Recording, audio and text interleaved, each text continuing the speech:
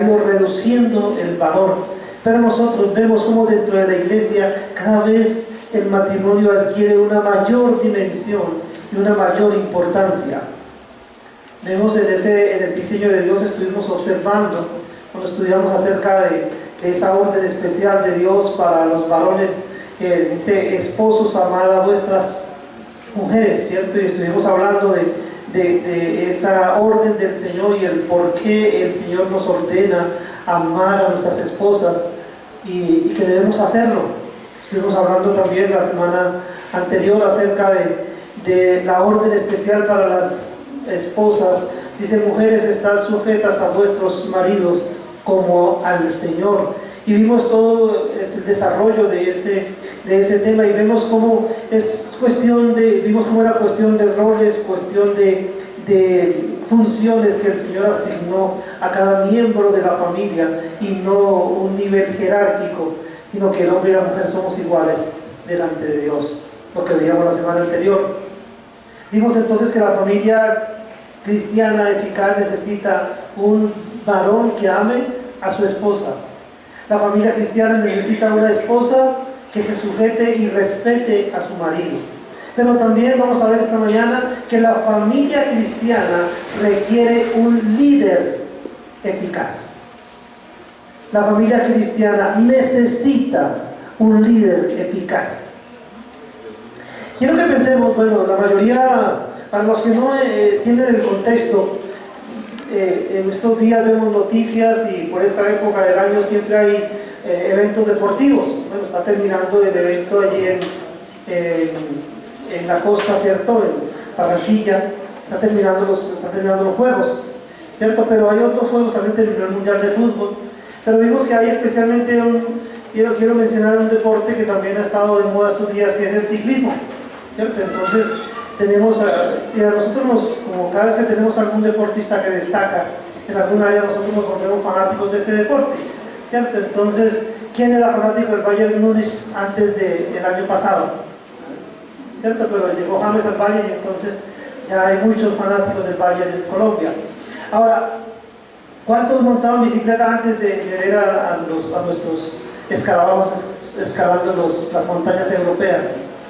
Algunos, cierto, pero hay muchos que empezaron a montar bicicleta porque vieron a nuestros paisanos allá triunfando. Ahora, ¿por qué me quise referir? Porque especialmente quiero mencionar lo que le sucedió a nuestro compatriota Nairo Quintero, Nairo Quintana, ya se repitió hasta la mañana, Nairo Quintana en el Tour de Francia. Quiero que pensemos en algo. La diferencia entre lo que dio Nairo y lo que dio Geraint Thomas del Sky tuvo un elemento determinante. El Sky tenía un equipo, y en ese equipo estaban definidos los roles y había un líder. En el equipo de Nairo no se sabía quién era el líder. O sea, hasta la etapa 16, 17 dijeron que Nairo era el líder del equipo. Quiere decir que fueron 16 etapas en que el equipo estuvo yendo sin una cabeza visible, sin un liderazgo. ¿Cómo termina esa vuelta para el equipo Movistar? Mal, ¿cierto? Bueno, fueron campeones por equipos, pero digamos no era lo que ellos esperaban. Y si analizamos, yo creo que en mucho porcentaje la clave de su fallo estuvo en que no había un liderazgo eficaz que guiara a ese equipo a la victoria. Cuando pensamos en la familia, debemos pensar en la familia también como un equipo en el que cada uno de los miembros debe cumplir con unas determinadas funciones para las cuales fue diseñado cada miembro del equipo. Pero hay algo muy importante que debemos tener en cuenta, y es que la familia necesita a alguien que vaya adelante, alguien que la guíe, alguien que ejerza ese liderazgo fuerte que la pueda llevar a un momento especial, o que la ayude para que se cumpla su propósito. Especialmente que esa familia, cada uno de los miembros, puedan dar un parte de victoria diciendo, como el apóstol Pablo: he peleado la buena batalla, he acabado la carrera. Entonces, en la carrera que tenemos por delante, la familia como equipo necesita un líder, y ese líder no es otro que el esposo, porque fue una tarea que Dios diseñó y determinó que fuera ejercida por el esposo. Pero ejercer ese liderazgo espiritual implica riesgos. Ejercer ese liderazgo espiritual demanda una calidad especial, y ejercer ese liderazgo espiritual demanda responsabilidades que han de ser cumplidas. Por eso esta mañana vamos a hablar, ya bueno, no vamos a hablar solamente con los varones, ¿no? La palabra de Dios no habla solamente a los varones, pero especialmente, digamos, de alguna manera, en esta mañana hay una confrontación, hay un reto para los varones de asumir el liderazgo de su familia. ¿Por qué necesitamos ser retados? Porque desafortunadamente vivimos en una sociedad donde los varones, una gran cantidad de varones, decidieron claudicar al liderazgo, entregarlo, dejar de lado el liderazgo, no asumir esa función, ocasionando con eso sufrimiento para sus familias. Entonces vamos a leer en la primera carta del apóstol Pedro, porque recordamos que no es acá no es lo que yo diga, no se trata de lo que el pastor quiere enseñar, sino lo que la palabra de Dios diga. Vamos a mirar entonces en la primera carta del apóstol Pedro, el capítulo 5.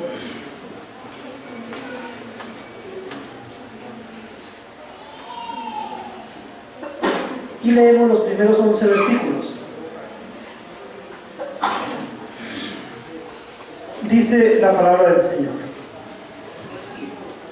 ruego a los ancianos que están entre vosotros, yo anciano también con ellos, y testigo de los padecimientos de Cristo, que soy también participante de la gloria que será revelada, a apacentar la grey de Dios que está entre vosotros, cuidando de ella, no por fuerza, sino voluntariamente, no por ganancia deshonesta, sino con ánimo pronto, no como teniendo señorío sobre los que están a vuestro cuidado, sino siendo ejemplos de la grey.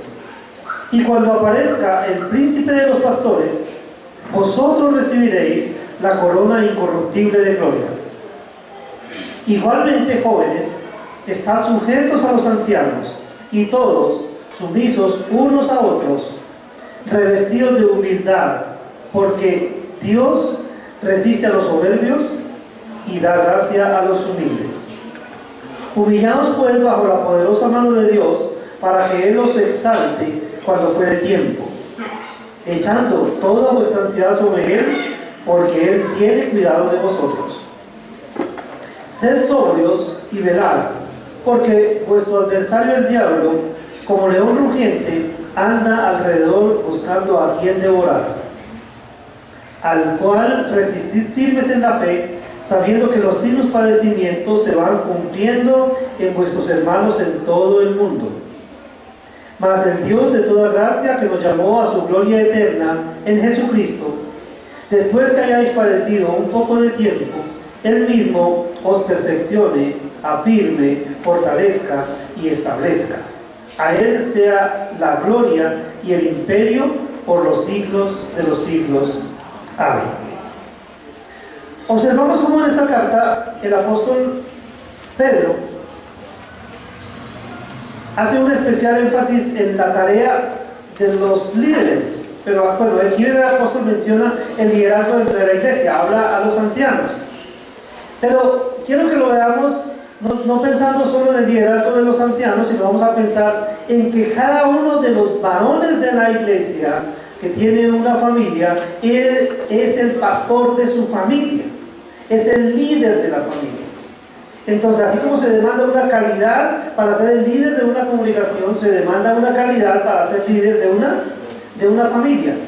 Pero el liderazgo espiritual implica riesgos. Y esos riesgos se dan porque el liderazgo espiritual determina el carácter de la familia. Quiero que miremos allí en el Éxodo, en el capítulo 20.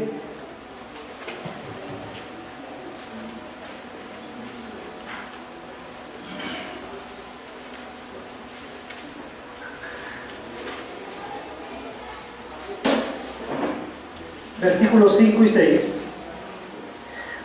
Dice: no te inclinarás a ellas, ni las honrarás, porque yo soy Jehová tu Dios fuerte, celoso, que visito la maldad de los padres sobre los hijos, hasta la tercera y cuarta generación de los que me aborrecen, y hago misericordia a millares, a los que me aman y guardan mis mandamientos. El liderazgo demanda o determina el carácter de la familia. Yo le hago una pregunta. Cuando usted aprendió a caminar, ¿en dónde hizo el curso? ¿Dónde hizo el curso para aprender a caminar? Entonces, ¿por qué hago la pregunta? Porque es que un gran porcentaje de lo que nosotros aprendemos, lo aprendemos viendo por imitación. Sabemos a otros que lo hacen y así nosotros aprendemos. Entonces, ¿uno cómo aprende a caminar? Pues sencillamente viendo a los otros que caminan, y uno entonces trata de hacer lo mismo, hasta que se levanta y camina. Pero a nadie le dan un curso para aprender a caminar, ¿cierto? A nadie. Bueno, la mamá se lo coge, trata de llevar de la mano, pero eso se cansa, la mamá o el papá se cansan de estar tratando de que camina. O sea, que el muchacho no se levanta él mismo, se sienta, se arrodilla, se levanta y camina, pues no puedo decir que ha aprendido. Entonces, desde ahí empezamos a ver que hay muchas cosas que nosotros aprendemos por imitación. Mucho de lo que nosotros, de nuestro conocimiento, lo hemos adquirido por imitación, viendo a los otros hacerlo. Acá observamos en el texto que leímos en el Éxodo, dice que yo soy Jehová fuerte y celoso, que visito la maldad de los hombres hasta la tercera y cuarta generación de los que me aborrecen. ¿Qué significa eso? Significa que no es nosotros, los padres, somos responsables de nuestros actos, en el sentido de que lo que nosotros hagamos va a afectar a nuestra familia, no solo a nuestros hijos, sino también a nuestros nietos y aún a nuestros bisnietos. Es decir, lo que yo hago va a afectar a mi familia. Yo debo ser muy cuidadoso con mis actuaciones. ¿Cuántos de nosotros hemos sido víctimas o hemos sufrido lo que se conoce como maldiciones generacionales? ¿Cuántos las hemos sufrido? ¿Cuántos de pronto vivimos en un país de alcoholismo, ¿sí o no? ¿Por qué se da el alcoholismo en nuestro país? Dice la cultura del alcoholismo: nace el niño y lo celebran, ¿cómo? Una borrachera porque nació el niño, ¿cierto? El niño va creciendo y entonces cada vez que cumple años, una borrachera porque está cumpliendo años. No es que da que lo van a bautizar y una borrachera porque lo bautizaron. Y así cada evento del niño que estudió en el colegio, terminó el colegio, su grado, y entonces una borrachera porque el niño tuvo su grado. Después se casa, otra borrachera porque se casó, ¿cierto? Y se repite el ciclo. Y va pasando y se muere, ¿y cómo lo entierran? En medio de una borrachera. ¿Por qué se dio eso? ¿Por qué se da eso en nuestra cultura? Porque es lo que ha venido sucediendo año tras año. Es lo que viene sucediendo. La cultura es esa. Aprendimos a hacer eso. Esta mañana, hablando con los maestros de escuela bíblica, hablábamos de eso, de que tenemos desafortunadamente un bagaje malo en nuestro interior. En mi caso, por ejemplo, yo pasé mucho tiempo sin conocer del Señor. 23 años de mi vida sin conocer al Señor Jesucristo, viviendo de acuerdo con la corriente del mundo y siendo arrastrado por la corriente del mundo. En los vicios, y decía mi esposa, gracias a Dios que mis hijas no tuvieron que verlo, no pudieron reconocerlo como era antes, que era un desastre, literalmente, palabras literales. Era un desastre, o sea, cómo era antes de conocer al Señor Jesucristo. Toda esa información y también formación, o sea, eso marca la vida de una persona. Ahora, cuando llegamos al Señor Jesucristo, la palabra de Dios empieza a limpiarnos de todas esas cosas. Yo le doy gracias a Dios porque si no he cometido más errores en la crianza de mis hijas, es precisamente por la intervención del Señor Jesucristo en mi vida. Y Él me cambió el chip, cambió mi pensamiento, porque yo he tratado de vivir para agradarlo a Él. Y cuando uno trata de vivir para agradar al Señor, lo que uno trata de hacer es vivir de acuerdo a lo que Él ha establecido para cada uno de nosotros. Entonces, yo entendí mi responsabilidad como esposo, y entonces he tratado de vivir para amar a mi esposa, he tratado de vivir para guiar a mi familia y para ser el líder que mi familia necesita. Entonces, ¿quién toma las decisiones en la casa? Yo soy el líder. ¿Quién es el que dirige la familia? Yo. Les recomiendo a los que no han visto la película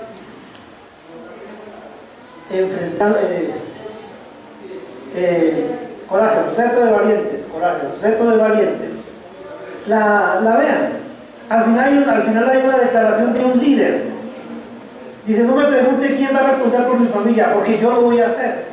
No me pregunte quién va a alimentar a mi familia, porque yo lo voy a hacer. O sea, es una persona que asume el control de su familia y asume lo que eso significa, asume el liderazgo con todas las consecuencias, acepta el reto que Dios ha puesto en sus manos cuando le dio una familia para que respondiera por él, por esa familia.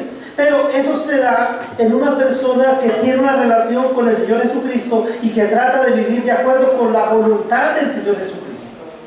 No podemos pretender que todas las familias en la tierra vivan de la misma manera, porque todas las familias no tienen la misma estructura ni están viviendo para agradar al Señor.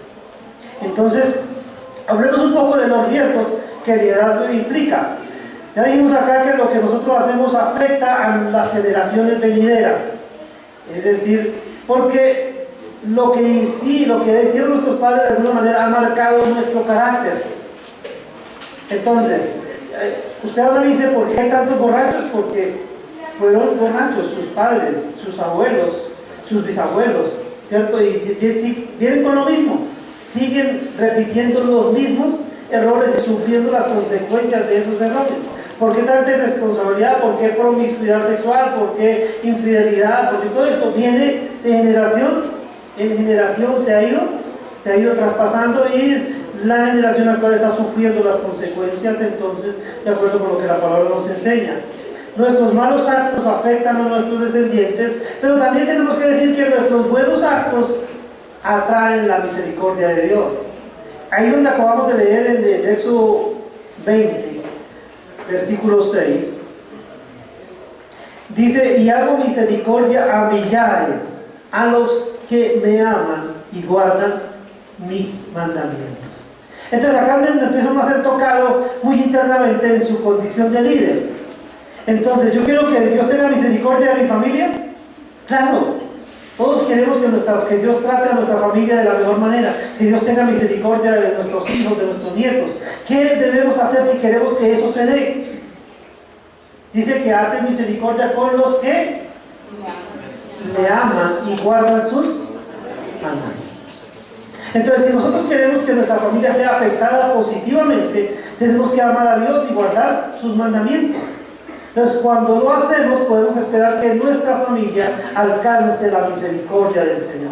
Y entonces es cuando las maldiciones generacionales se cortan.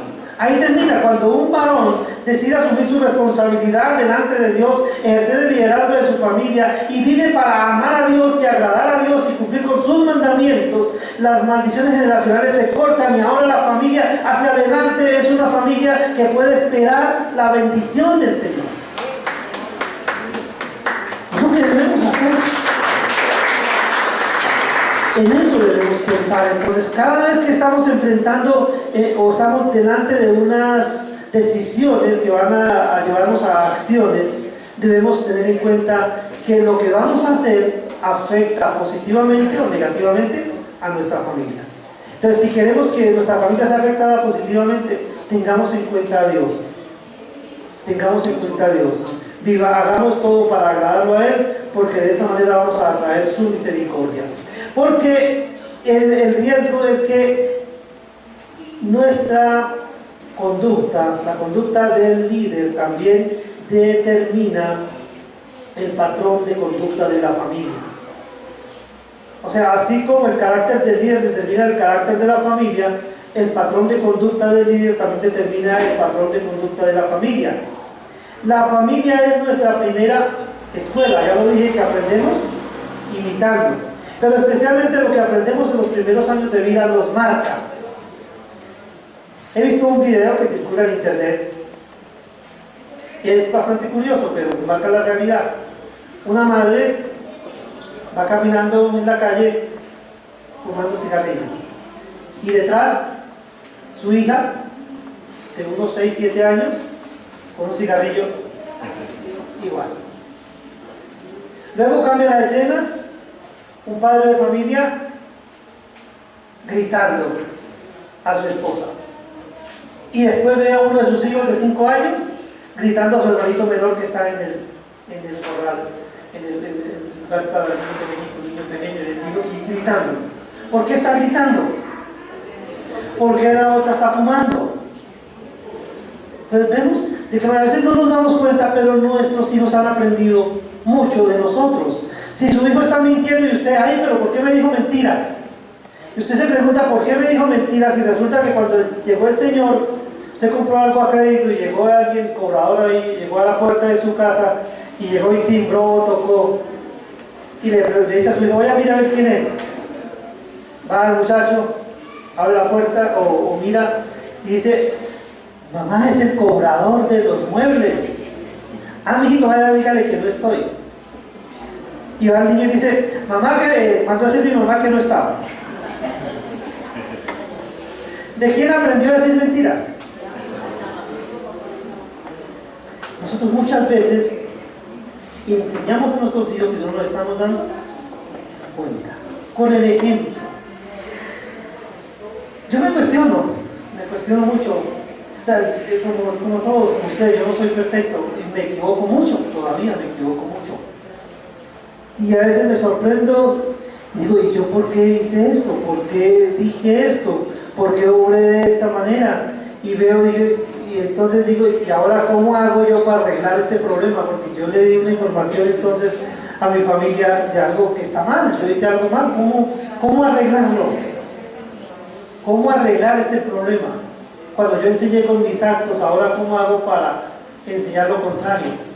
Entonces tengo que empezar a rebobinar y entonces tengo que primero reconocer que tengo errores, ¿cierto? Que mi familia sepa que yo tengo errores, que me equivoco, que no soy perfecto y que vean el esfuerzo que estoy haciendo para enmendar esos errores. La familia se da cuenta entonces y yo debo decirles, vean, yo también me equivoco, perdónenme la vida, ¿cierto? No esperen que yo sea perfecto.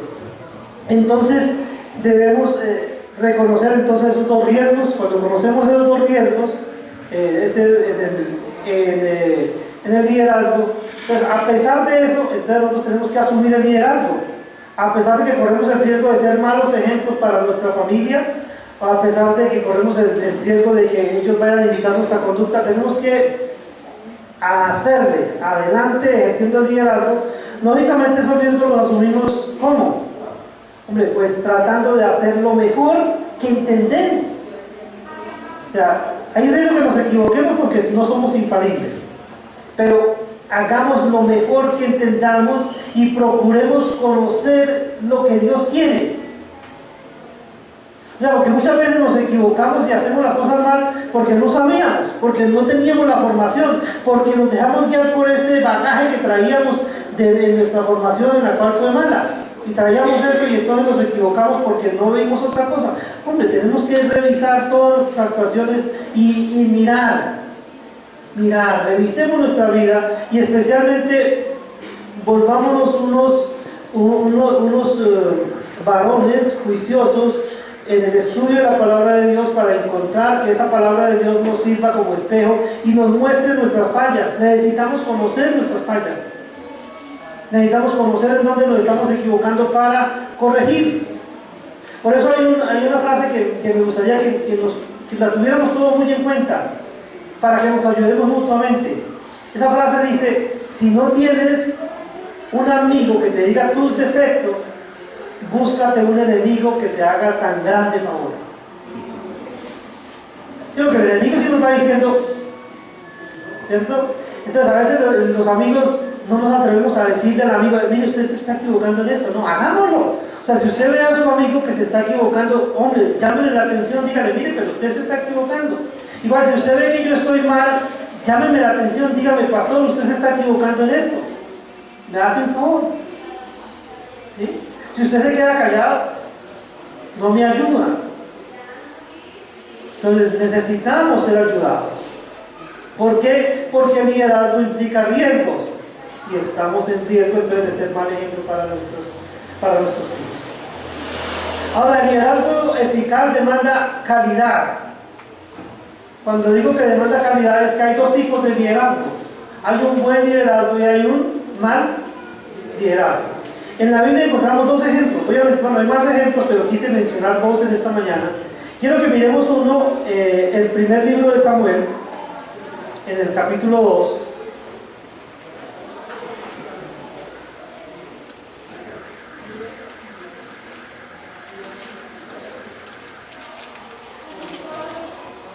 Primer libro de Samuel, capítulo 2. Miramos en el versículo 12. Dice: los hijos de Elí eran hombres impíos y no tenían conocimiento de Jehová. Bien, podemos plantear algunas preguntas, pero usted puede leer toda la historia hacia adelante y hacia atrás para ver todo el contexto. Pero el contexto que le voy a mostrar, que Elí era un sacerdote, ¿cierto? Era un sacerdote en Israel. Entonces ustedes, si se hacen cuenta que Elí era un sacerdote, usted se da cuenta que el rol sacerdotal era algo que pasaba de padres a hijos. Entonces, quiere decir que los padres eran los encargados de enseñarle a los hijos la manera correcta de ejercer el sacerdocio. Y aquí nos encontramos con una característica de este varón, de estos muchachos. ¿Cómo se portaban estos varones, los hijos de Elí? ¿Por qué se portaban ellos mal? Dice que no conocían al Señor, no conocían a Dios. ¿De quiénes? Porque son hijos del sacerdote y no conocen a Dios. ¿Qué nos enseña eso? Aquí hay un problema. Hay un problema de liderazgo. Este hombre, Elí, no hizo la tarea que debió haber hecho. Que a veces nos puede suceder a nosotros como líderes de la iglesia, como pastores, nos pasa muchas veces que nos ocupamos a veces tanto de la iglesia que nos olvidamos de ocuparnos de nuestra propia familia. Y a veces sucede.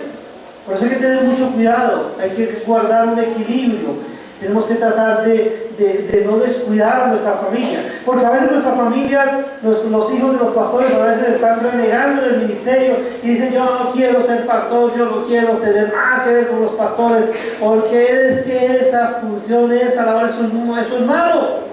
Mire, mi papá es pastor y nos tiene abandonados, no nos dedica ni un minuto de su tiempo, todo es para la iglesia, todo lo que la iglesia diga, y todos en la iglesia tienen que ver con los hijos de los pastores, y todos, como son los hijos de los pastores, esperan que sean perfectos y los critican y los ponen en la picota todo el tiempo.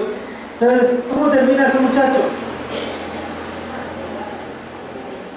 ¿Por qué? Porque no fueron enseñados. El padre no fue un líder efectivo como le pasó a Elí.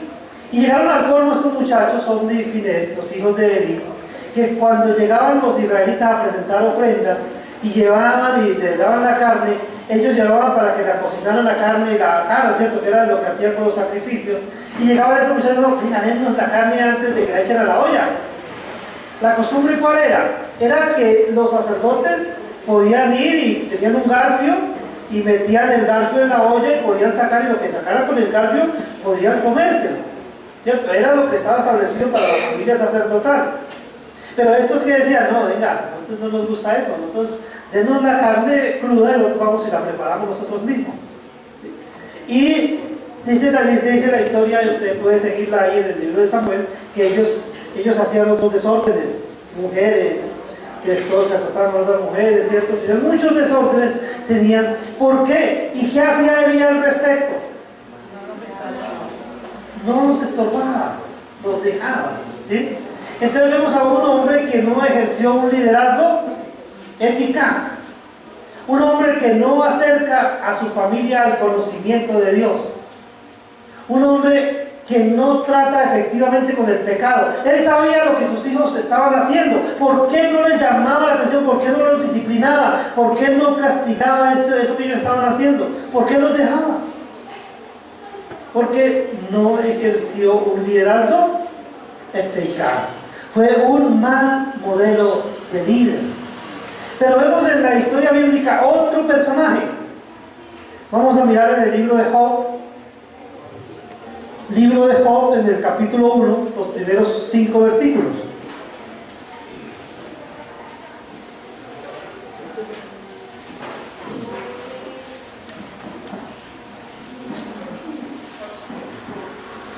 Dice: hubo en tierra de Uz un varón llamado Job, y era este hombre perfecto y recto, temeroso de Dios y apartado del mal. Y le nacieron 7 hijos y 3 hijas. Su hacienda era 7,000 ovejas, 3,000 camellos, 500 yuntas de bueyes, 500 asnas y muchísimos criados. Y era aquel varón más grande que todos los orientales. E iban sus hijos y hacían banquetes en sus casas, cada uno en su día, y enviaban a llamar a sus 3 hermanas para que comiesen y bebiesen con ellos. Y acontecía que, habiendo pasado en turno los días del convite, Job enviaba y los santificaba, y se levantaba de mañana y ofrecía holocaustos conforme al número de todos ellos, porque decía: quizá habrán pecado mis hijos y habrán blasfemado contra Dios en sus corazones. De esta manera hacía todos los días.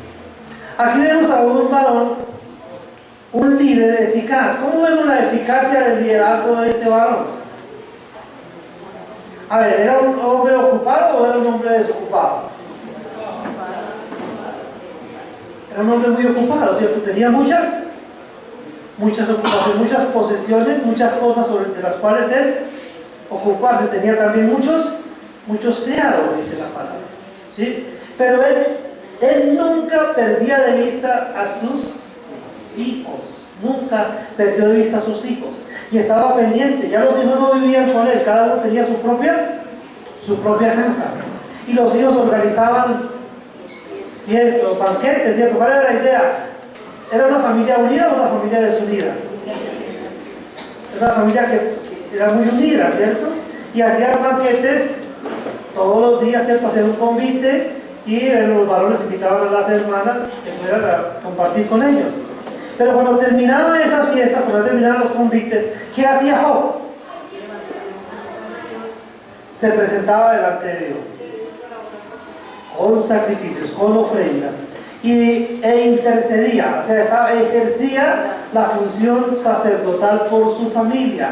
Señor, de pronto mis hijos te han ofendido, no les tengas en cuenta su pecado, Señor. Mira, yo quiero presentarme delante de ti por ellos, yo quiero pedirte perdón por ellos.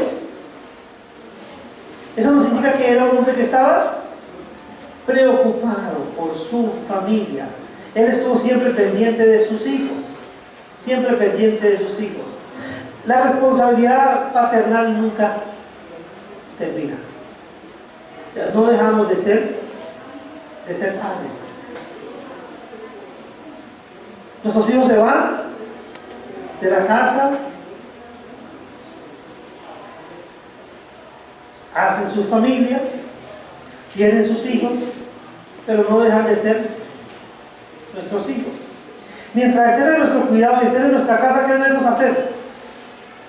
Trabajemos con ellos, enseñémosles a ellos, orientemos. Mire, yo creo que es algo muy importante, mis queridos hermanos, que debemos tener en cuenta esta mañana, y quiero que pensemos en eso, es que dejemos de lado la formación conductista.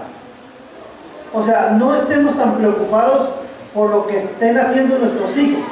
Esa no debe ser nuestra principal preocupación. Nuestra principal preocupación debe ser hacia dónde tiene orientado el corazón nuestros hijos. ¿Cómo está su corazón?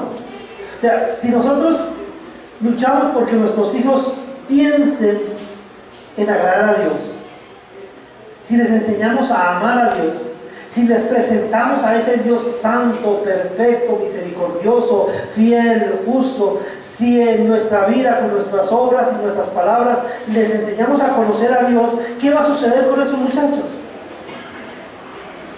Como consecuencia, es muy probable que tengan una buena conducta. Pero si nos fijamos solamente en su conducta, usted puede estar disciplinado, coge a su hijo y luego, hace esto o si no, no tiene esto. Normalmente la conducta tiene eso.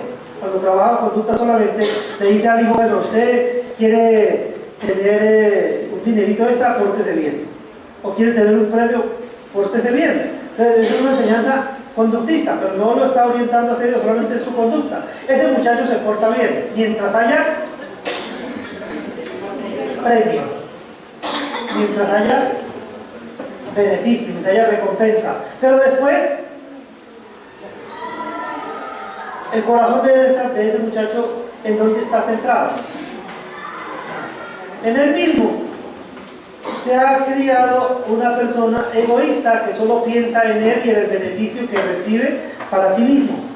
Por eso, la formación, usted y yo debemos preocuparnos por orientar el corazón de nuestros hijos hacia Dios. Es decir, enseñarles que todo lo que hacemos debemos hacerlo pensando en agradar a Dios. Lo que les decía en días pasados. Si usted va a enseñarle a su hijo que debe obedecerlo, su hijo no lo debe obedecer a usted porque usted es su papá, no. Su hijo lo debe obedecer a usted porque Dios le manda que lo haga. Entonces, si su hijo lo desobedece a usted, usted tiene que aplicar la disciplina. Vamos a hablar próximamente de la disciplina. Usted, al ejercer la disciplina, le está diciendo, mi hijo, yo tengo que disciplinarte porque tú me desobedeciste. Y al hacerlo, desobedeciste a Dios. Y Dios va a demandar de mí la responsabilidad de corregir eso que hiciste mal. Yo tengo que corregirte, no para que me obedezcas a mí, que obedezcas a Dios. Entonces es la orientación del corazón de nuestros hijos lo que debe ocuparnos. Debemos trabajar para que nuestros hijos estén orientados hacia el Señor. Entonces, en cuanto a la calidad entonces del liderazgo, usted decide qué tipo de líder ser. Uno que no le preocupan sus hijos, o uno que le preocupan sus hijos y está pendiente de lo que ellos estén haciendo, y usted es modelo de ellos por su inclinación hacia Dios. O sea, si su hijo lo ve a usted que ora, si su hijo lo ve a usted que lee la Biblia, si su hijo lo ve a usted que obedece al Señor, si su hijo lo ve a usted haciendo las cosas de acuerdo con el carácter de Dios, ¿qué va a hacer su hijo? Él va a seguir su ejemplo. Él va a seguir su ejemplo porque aprendemos de esa manera, ¿cierto? Pero si lo ve en el otro lado, digamos, en el mal liderazgo, ¿qué va a hacer su hijo? No espere que su hijo haga las cosas bien si usted le enseñó a hacerlas mal.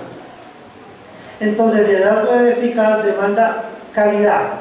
El líder debe ser, entonces, en este aspecto, para que pueda ser un líder efectivo, yo tengo que trabajar en mi propia vida, primeramente. Ya dije hace rato que yo soy un hombre que tiene muchos errores, que me equivoco mucho. Entonces, ¿qué es lo que yo frecuentemente hago? Yo estoy revisando mis actuaciones, mis pensamientos, mis palabras a la luz de la palabra de Dios. Y todos los días estoy volviendo a orientarme hacia Dios. Todos los días. Es un trabajo de todos los días, porque con mucha facilidad nos desviamos.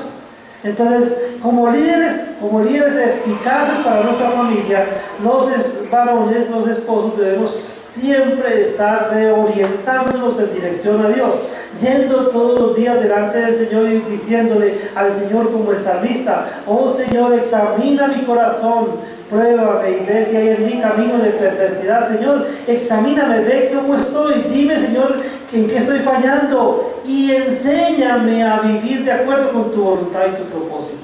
O sea, el varón responsable de la familia tiene que estar dependiendo mucho de Dios. Tiene que ir frecuentemente a la presencia de Dios para preguntarle a Dios cómo tiene que hacer la tarea.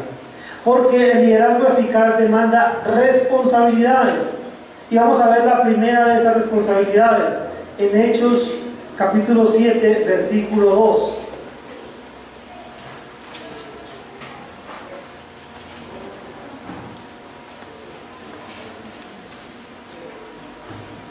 Hechos 7:2.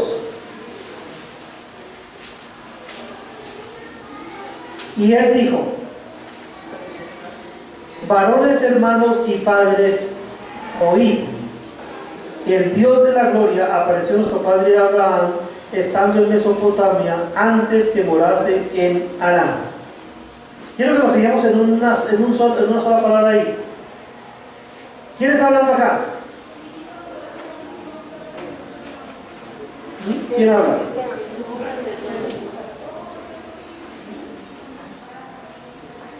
¿Y qué les dice? Varones y padres, oíd. O sea, ¿cuál es la principal responsabilidad de los varones y padres? Oíd. ¿Qué?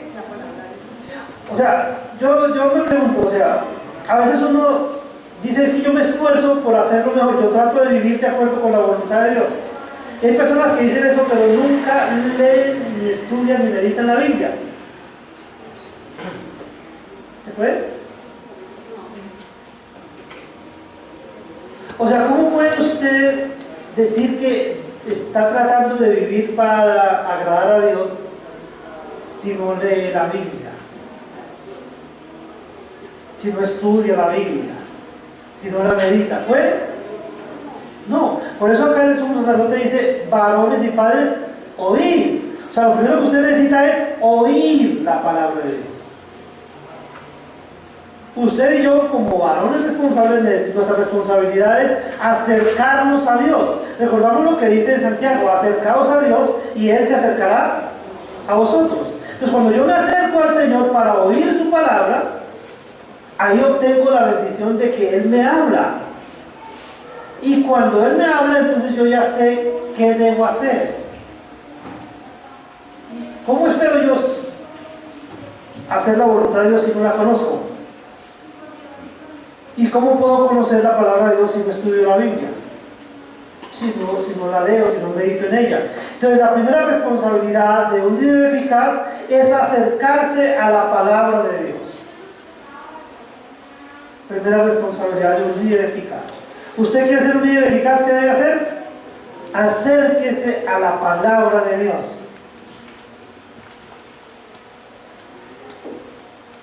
Hoy, digamos que a veces como que se nos presentan las cosas así como muy fáciles, ¿cierto? Entonces, dicen: no, pero es que yo puedo llegar y me pongo a escuchar una predicación, o me la puedo pasar todo el día de pronto escuchando predicaciones.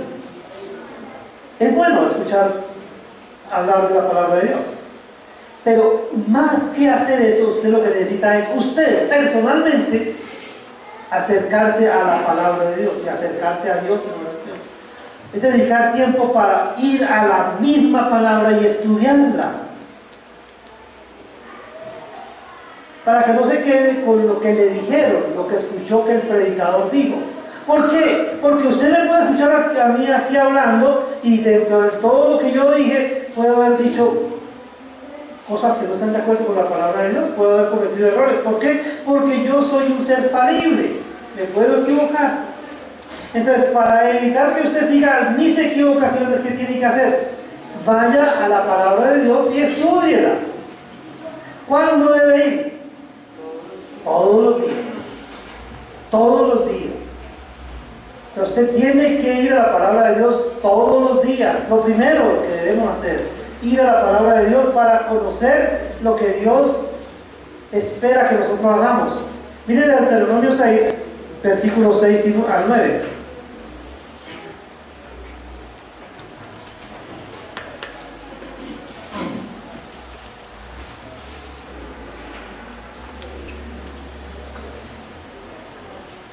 Y estas palabras que yo te mando hoy estarán sobre tu corazón, y las repetirás a tus hijos, y hablarás de ellas estando en tu casa y andando por el camino, y al acostarte y cuando te levantes.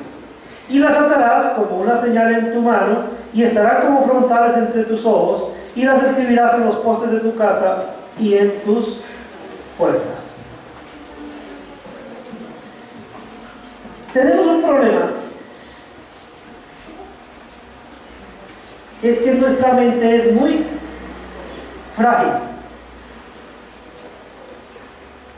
Si yo les pregunto a ustedes, mire, para abrir también, ¿cuánto recuerda usted de lo que estuvimos estudiando hace 8 días?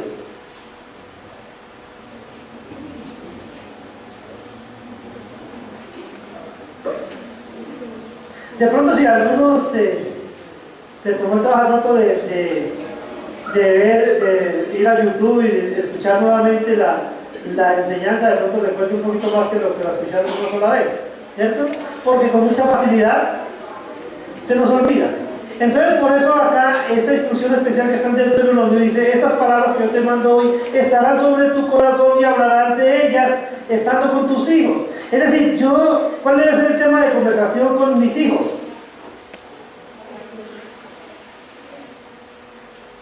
¿Cuál debe ser el principal tema de conversación en la familia?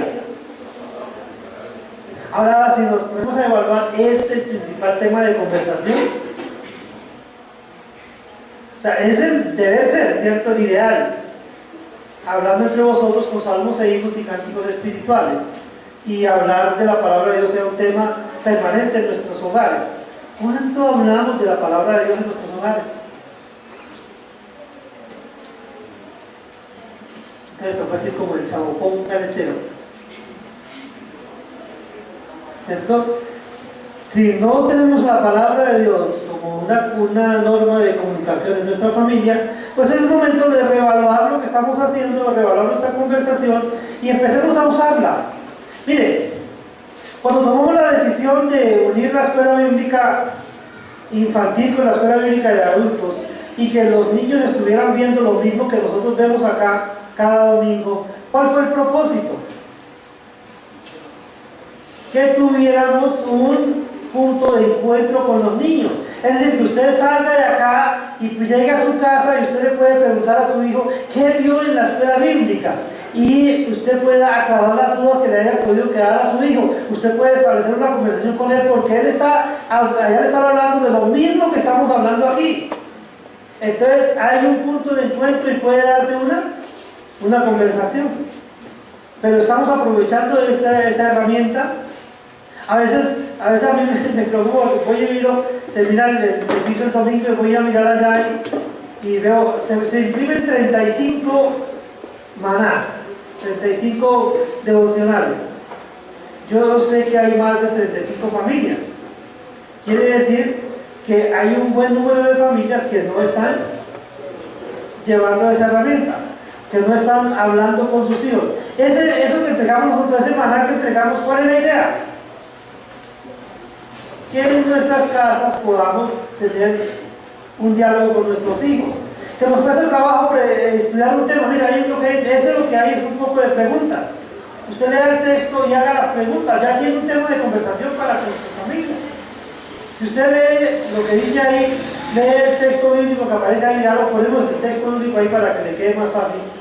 Si usted lee el texto bíblico y está en la reunión con su familia y hace las preguntas que están ahí, tiene un tema de conversación. ¿Por qué pretendemos que eso se haga? ¿Porque es un capricho? No, es lo que encontramos en la palabra de Dios. Estas palabras que yo te mando hoy estarán sobre tu corazón y las enseñarás a tus hijos y hablarás de ellas estando en tu casa y por el camino. Entonces es dándole un tema de conversación a usted para que aproveche con su familia. Entonces, mi hermano, acérquese a la palabra de Dios y de esa manera usted también va a llevar a su familia a la cercanía con esa palabra. Pero también debemos aprender a cuidar la vida espiritual de cada miembro de nuestra familia. Cuando oramos, debemos aprender a ser específicos. Ahora estoy cambiando un poco esa metodología al orar. Y para cada uno de ustedes estoy teniendo una hojita. Para cada uno una hojita. Igual lógicamente con mi familia, para cada uno un tiempo. Y entonces yo con esa hojita coloco el nombre y le pongo a pensar en cada uno de ustedes. Pensaba en todavía no los he abarcado a todos, estoy en ese proceso, porque hace poco inicié ese proceso. Entonces empiezo a mirar, bueno, de lo que yo conozco de este hermano, ¿cuál será su necesidad? Y pienso en esa persona y empiezo a orar por eso que yo me he dado cuenta que es su necesidad. Ahora, cuando yo voy a visitarlo, le pregunto, bueno, ¿cómo está y cuál es su necesidad? Y entonces ya tengo que escribir en la hojita y saber cuando voy a orar, entonces ¿por qué voy a orar? Ahora, yo les pregunto, cuando ustedes van a orar por sus hijos, ¿sí lo hacen? Si no lo hacen, grave, ¿cierto? Pero para orar por nuestros hijos, ¿qué debemos hacer? Tenemos que pensar en cada uno de ellos. ¿Sí? ¿Cómo es cada uno de ellos? Para orar específicamente por las necesidades de cada uno. Entonces, ¿quién es el modelo ahí? Job. ¿Qué hacía Job? Entonces, oraba por cada uno de sus hijos. ¿Qué habrían hecho ellos? Entonces, así nosotros debemos entonces estar pendientes de la vida espiritual de cada uno de nuestros hijos, también de nuestra esposa, estar pendientes de cuáles son las necesidades de ella, orar por esas necesidades y presentarnos delante de Dios como sacerdotes para nuestra familia.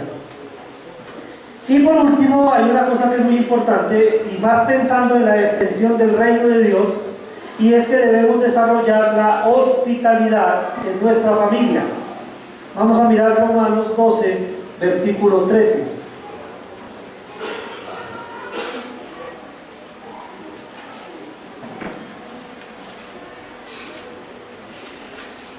Romanos 12, 13 dice: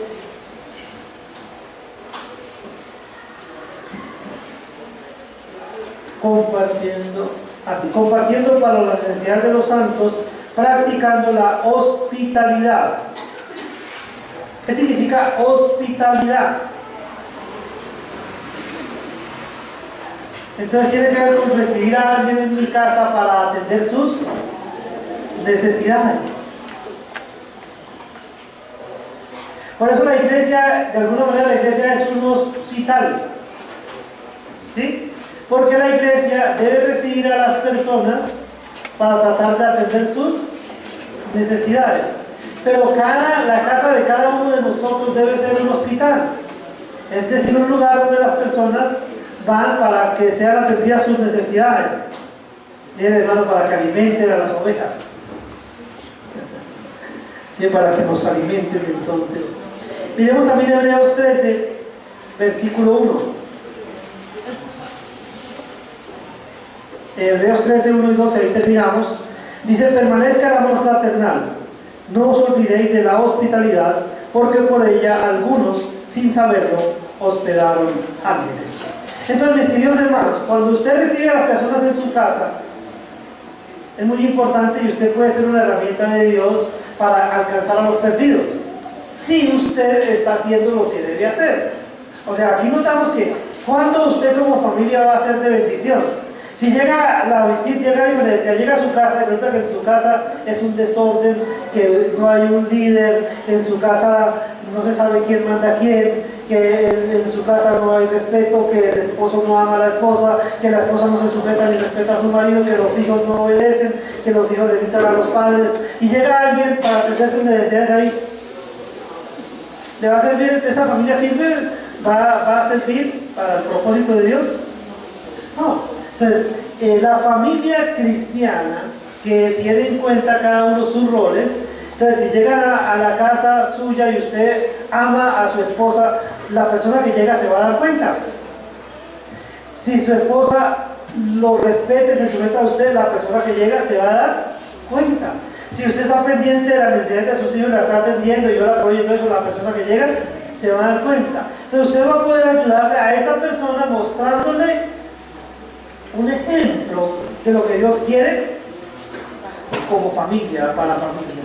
Entonces, mis queridos hermanos, el trabajo que estamos haciendo estos domingos acá es que entendamos que necesitamos ponernos de acuerdo con Dios en lo que tiene que ver con el funcionamiento de nuestras familias.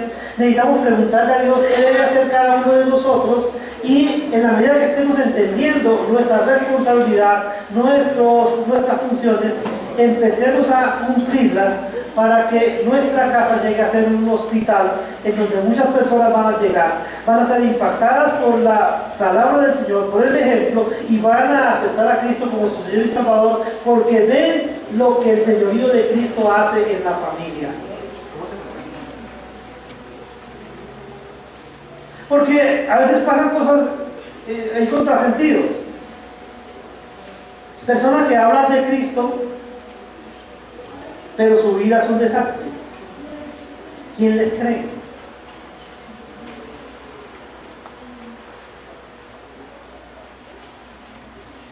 Entonces, para que tengamos credibilidad, ¿qué debemos hacer? Ajustémonos a la palabra del Señor. Hagamos las cosas como Él quiere que las hagamos, y entonces vamos a poder ayudar a otros. No tratemos de ayudar a otros con lo que nosotros no tenemos. Entonces, la primera tarea es personal. En cuanto al liderazgo, lo primero que tiene que hacer el varón entonces es el esposo. ¿Qué tiene que hacer?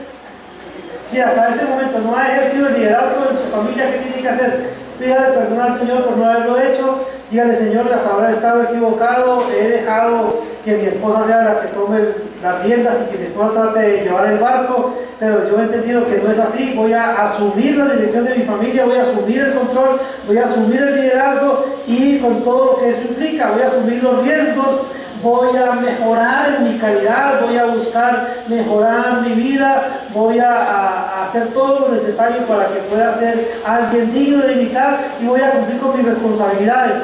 Si usted hace eso, usted empezó a tener control y empezó a descansar. Entonces puede usted empezar a descansar en que su familia va a tener bendición. Pero si no lo hace, no espere que la bendición llegue a su casa.